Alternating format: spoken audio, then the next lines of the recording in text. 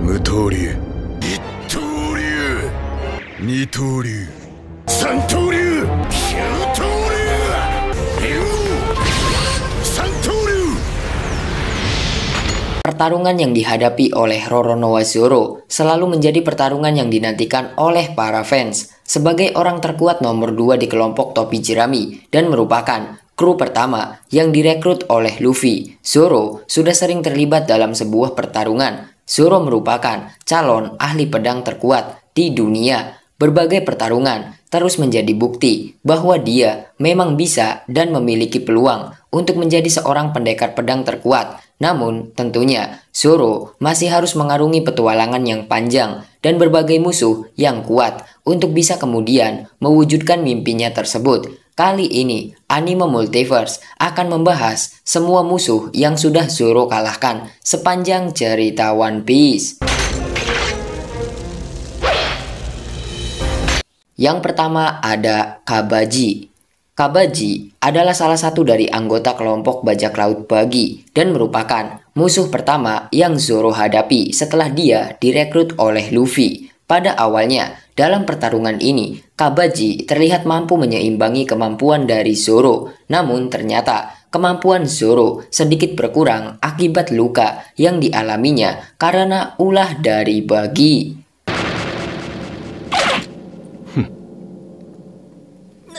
Ketika Zoro memutuskan untuk serius melawan Kabaji, Zoro akhirnya mampu mengalahkannya dengan mudah dan sama sekali bukan masalah. Inilah pertama kalinya para fans diperlihatkan kemampuan dahsyat Zoro dan juga bagaimana Zoro memang berpeluang untuk menjadi ahli pedang terkuat di dunia.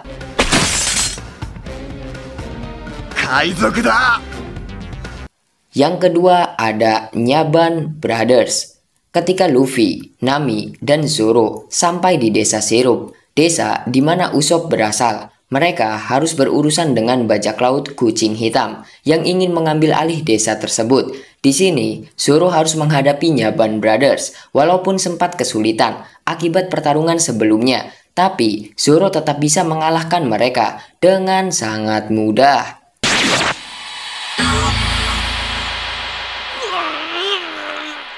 Yang ketiga ada Hachan. Pertarungan melawan Hachan bisa dibilang menarik dibandingkan luar biasa. Mengapa seperti itu? Awalnya, Zoro belum pernah menghadapi musuh yang mampu menandingi kemampuannya untuk menggunakan lebih dari 2 pedang. Sampai kemudian, Zoro bertemu dengan Hachi, manusia ikan berbentuk gurita yang memiliki 6 tangan. Hachi memiliki dan menggunakan pedang 2 kali lipat lebih banyak dibandingkan Zoro. Pada pertarungan ini, Zoro sendiri sebenarnya terluka parah akibat pertarungan sebelumnya melawan Mihawk, sehingga dia tidak bisa menggunakan seluruh kekuatannya. Meskipun Zoro kalah jumlah pedang, namun dia nyatanya tetap mampu mengalahkan Hachi. Kemudian yang keempat, 100 pemburu hadiah Baroque Works. Saat bajak laut topi jerami berlabuh di Whiskey Peak, mereka disambut oleh para penduduk di sana yang ternyata merupakan agen dari organisasi kriminal Baroque Works. Setelah hal tersebut terungkap dan para kru yang tertidur karena pesta, di sini Zoro yang masih sadarkan diri harus melindungi teman-temannya dan membantai 100 pemburu hadiah sendirian. Kemudian yang kelima ada Dust Bones. Dust Bones merupakan salah satu musuh terkuat yang pernah Zoro hadapi sejauh ini. Pertarungan di antara keduanya terjadi di Ark Alabasta. Dust Bones sendiri memiliki kemampuan buah iblis yang membuatnya mampu merubah tubuhnya menjadi benda tajam. Pada awalnya, Zoro merasa kesulitan untuk mampu menandingi kekuatan yang Dust Bones miliki.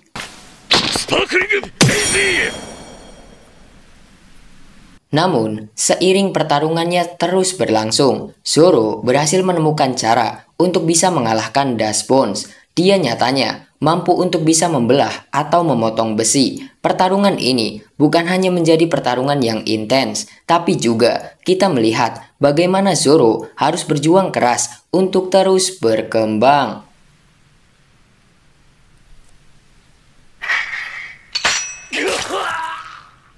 Keenam ada Ohem. Salah satu pertarungan terbaik di Skypiea adalah ketika Zoro harus melawan Ohem. Salah satu petarung terkuat yang dimiliki Enel ini merupakan salah satu musuh yang harus Zoro hadapi. Awalnya, Zoro merasa kesulitan karena kemampuan Ohem yang sangat unik. Namun, ketika Zoro mengetahui bahwa dia dapat menggunakan pedangnya untuk menyerang dari jarak jauh, Zoro menggunakan teknik 108 Ponho. Untuk pertama kalinya, ayunan pedangnya menciptakan tebasan energi yang membuat Ohem berhasil dikalahkan.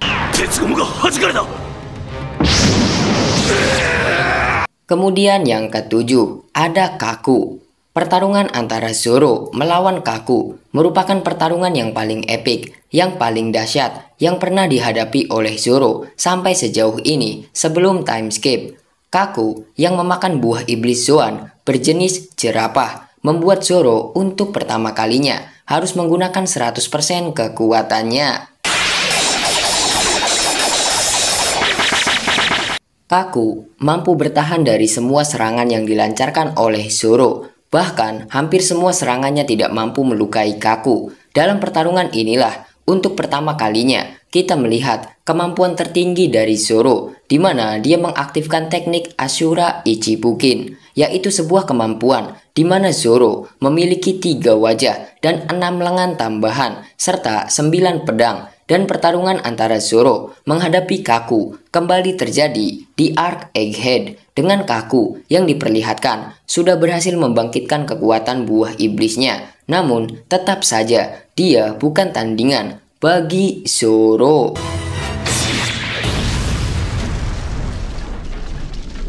Kedelapan, Zombie Ryuma. Thriller Bark menghadirkan salah satu pertarungan menarik dalam hidup Zoro. Dia harus menghadapi seorang zombie samurai.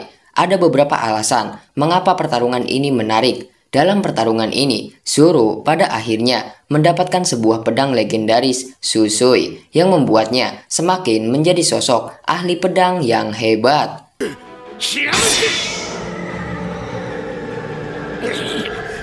Sosok zombie Ryuma tersebut memang bukanlah Ryuma yang asli, karena sebenarnya bayangannya adalah milik orang lain. Namun, kedua karakter ini saling memuji satu sama lain karena kemampuan mereka yang sangat epik. Pertarungan ini benar-benar sangat menarik untuk disaksikan. Apalagi di akhirnya, Ryuma memberikan pedang Susui kepada Zoro dan mengatakan bahwa pedangnya akan sangat senang mendapatkan tuan yang baru.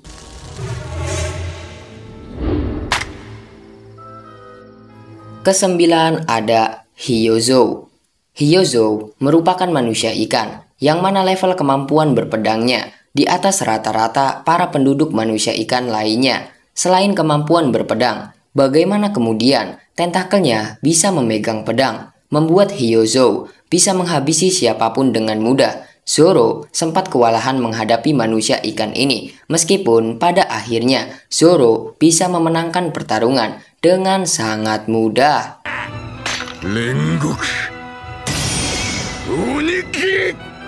Ke-10 ada Monet. Pertarungan antara Zoro melawan Monet terjadi di Arc Pang Hazard. Pertarungan ini bisa dibilang cukup menarik karena kita bisa melihat kekuatan epik lain dari Zoro setelah time skip. Sebenarnya sedari awal, pertarungan ini bisa saja dimenangkan oleh Zoro, mengingat level kekuatan Monet sangat jauh di bawah Zoro. Meskipun Monet memiliki kekuatan buah iblis, namun Zoro mampu mengalahkan Monet hanya dengan satu tebasan saja. Pada saat itu, Zoro menggunakan teknik Daishinkan yang merupakan salah satu teknik yang dia kombinasikan dengan haki.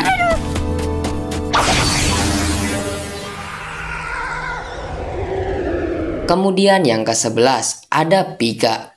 Pertarungan antara Pika melawan Zoro memang sudah sangat seru dan menarik sedari awal sampai akhir. Sudah sangat jelas bahwa Pika tidak akan bisa menang dalam pertarungan adu kekuatan pedang melawan Zoro. Karena itulah dia kemudian menggunakan kemampuan buah iblisnya untuk berubah menjadi monster batu. Meskipun Pika berubah menjadi sosok monster, nyatanya itu bukanlah halangan bagi Zoro untuk membelahnya menjadi beberapa bagian.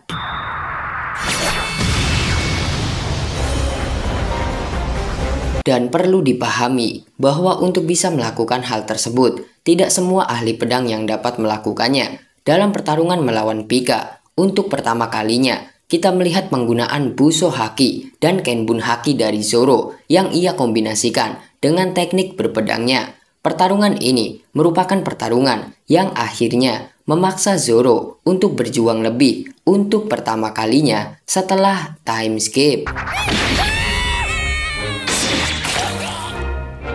Kemudian yang ke-12 ada Basil Hawkins. Hawkins dan Zoro merupakan bagian dari Supernova dan juga Worst Generation. Mereka merupakan bajak laut pemula yang memiliki nilai buruan di atas 100 juta berry dan diperkenalkan di Arc Sabaody. Pertarungan sempat terjadi di antara mereka saat Arc Wano. Sama seperti pertarungan melawan Monet, pertarungan melawan Hawkins sebenarnya tidak memberikan tantangan yang besar bagi Zoro.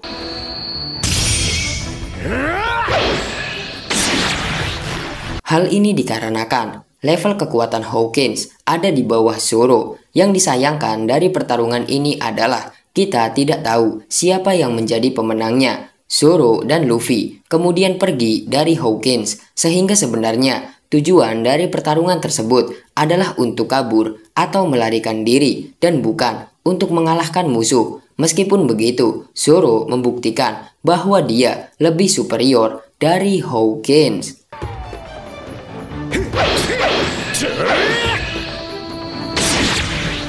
Ke-13 ada Kamazo atau Killer. Pertarungan ini merupakan sebuah kejutan besar bagi para fans One Piece, mengingat semua adegan pertarungan ini dianimasikan secara epik. Yang menarik adalah Kid dan Kamazo sendiri sebenarnya bukanlah bagian dari kru Kaido. Hal ini mengejutkan bagaimana pertarungan yang terjadi begitu serius dan penuh usaha dan perhatian.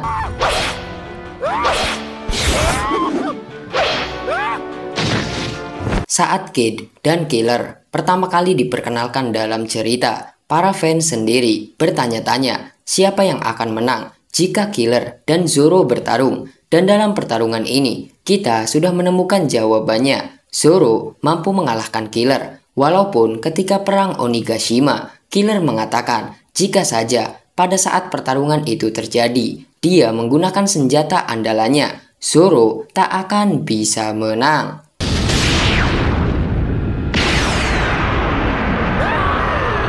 Kemudian ke-14 ada King. Dikenal sebagai King the Wildfire. King merupakan bawahan dari Kaido yang paling kuat dibandingkan seluruh anggota bajak laut Peace lainnya. King juga merupakan pengguna buah iblis tipe Mythical Zoan dengan model Pteranodon. Buah iblis ini membuat King mampu berubah menjadi seekor Pteranodon raksasa dengan kecepatan yang tinggi, stamina, dan juga kekuatan yang sangat besar.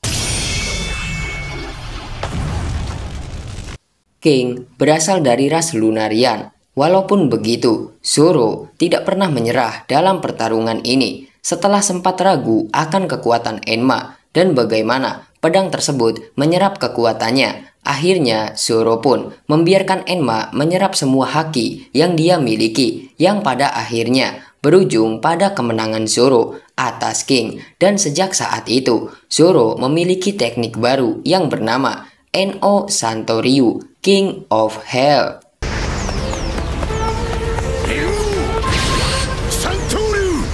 Dan yang terakhir ada Rob Lucci.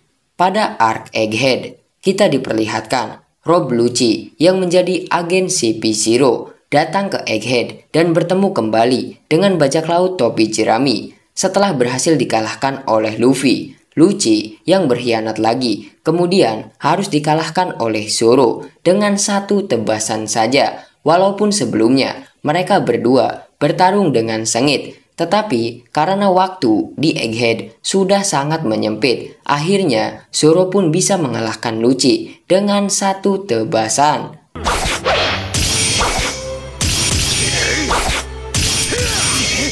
Nah, itulah semua musuh yang berhasil Zoro kalahkan setelah dia resmi bergabung dengan Luffy. Zoro merupakan salah satu kru topi jerami terkuat selain Luffy dan juga Sanji. Zoro hanya punya satu impian dalam hidupnya, yaitu menjadi seorang ahli pedang terkuat di dunia. Untuk bisa mewujudkan hal itu, dia harus mengalahkan karakter yang saat ini memegang title tersebut, yaitu Dracul Mihawk. Namun, sebelum akhirnya dia mengalahkan Mihawk, Zoro pun perlu mengalahkan musuh-musuh yang kuat lainnya. Terima kasih untuk kalian yang sudah menonton video ini sampai habis. Jangan lupa untuk like, comment, share, dan juga subscribe. Sampai berjumpa di video selanjutnya.